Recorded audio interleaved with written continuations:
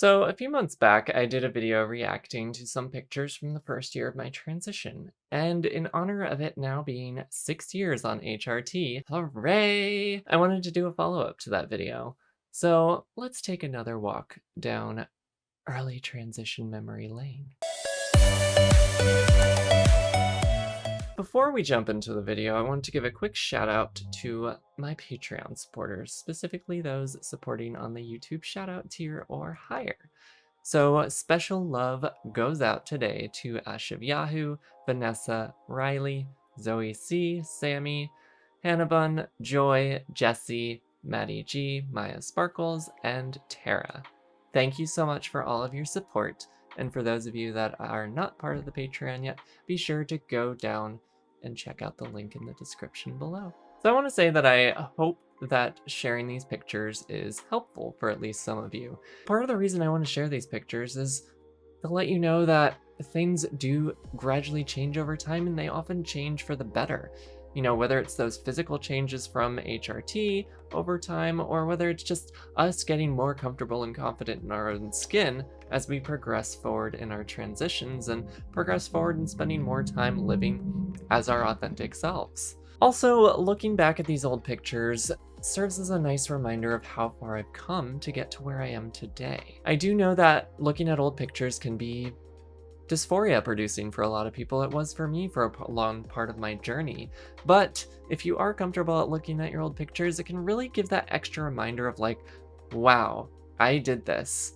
I've come this far in my journey. And I think that's important because it can be hard to have that perspective on a day-to-day basis. It can be a lot harder to see those changes like 2 days from now compared to 2 years ago. But without further ado, let us jump into those pictures.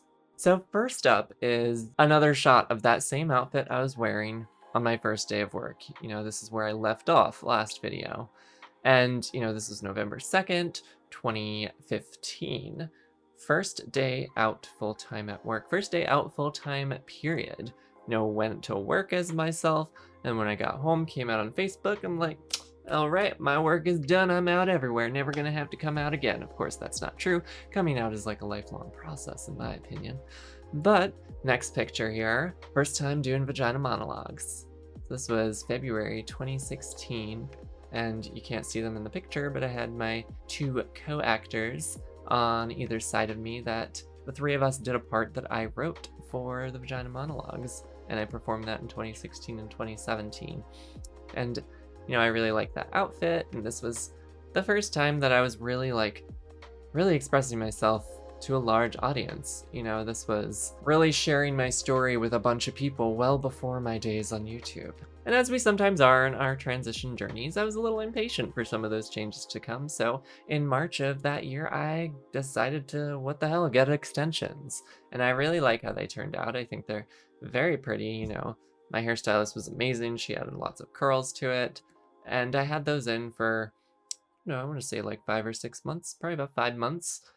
And here we have rocking the extensions, but they're a little straightened out at this time, mostly because I still am not really good at like curling my hair, putting waves in, doing any kind of anything fancy for my hair. If you couldn't tell, I don't really do a whole lot with my hair, but you know, I just think I look really pretty in this picture, and I really liked that dress early in transition. You know, I eventually did get rid of it because over time it just got kind of beat up. You know, it was from a thrift store to begin with, and after a couple of years it was just like, yeah, I think it's time to retire this. But here we have me going out to lunch with one of my closest friends, Isabel. You know, we actually met February of 2016, you know, shortly after coming out full time.